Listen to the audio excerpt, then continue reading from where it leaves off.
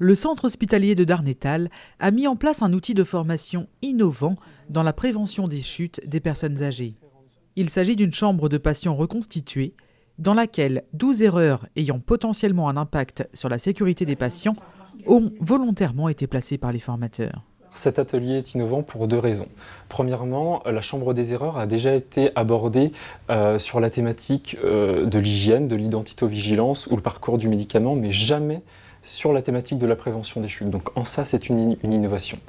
Deuxièmement, il y a une collaboration étroite au quotidien entre aides-soignantes, infirmières et rééducateurs. Et il se trouve qu'il y a très peu de littérature qui évoque cette collaboration et l'atelier est un bon moyen de créer une communication autour de cette collaboration. Cet atelier s'adresse essentiellement au personnel soignant ainsi qu'aux usagers et leurs proches.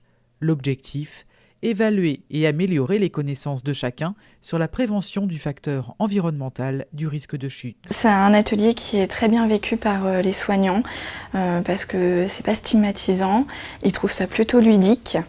On ne pointe pas l'erreur devant eux, on leur dit pas vous n'avez pas trouvé, voilà. Donc ça les met plutôt à l'aise. En plus c'est pratique parce que c'est pendant leur quart de travail, donc on ne les fait pas revenir sur un temps de repos. Donc on n'impacte pas sur l'effectif du personnel.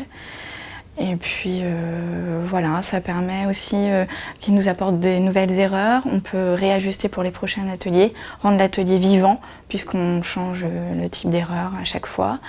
Et puis voilà, ça permet d'avoir un moment d'échange. Une cinquantaine de personnes s'est prêtée au jeu lors de la Semaine nationale de la sécurité des patients, un moyen ludique qui permet de sensibiliser rapidement un nombre important de personnes. Il y a des éléments que j'ai retrouvés, comme le haut au sol, le tapis,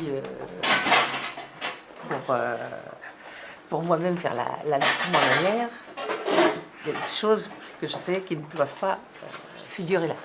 Un outil de formation innovant, ludique et non stigmatisant qui sera bientôt proposé à d'autres établissements de santé.